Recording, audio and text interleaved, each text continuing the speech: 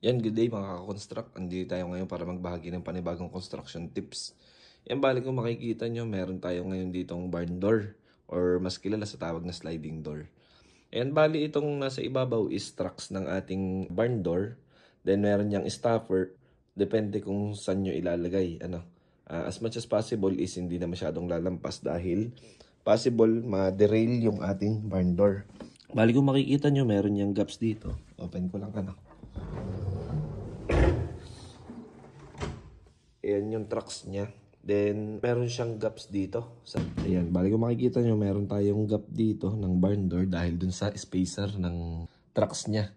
Ayan, para hindi rin tumama yung mismong wheel niya dito sa pader. Ayan, para hindi magasgas. So, naglagay na lang tayo ng rubber sealer. Ayan, dito sa gilid. Para maiwasan ang derailing natin, siguraduhin nyo na yung itong stopper is saktuhan lang dito sa may, or hindi lalampas dito sa truck sa baba. Madali lang siyang kalasin pagka gusto nyo ng maintenance. Aalisin nyo lang ito, sasagad nyo hanggang sa lumampas dun sa trucks sa baba. Then, bubuhatin nyo lang ito pataas. Ayan. So, kung makikita nyo, meron tong middle groove.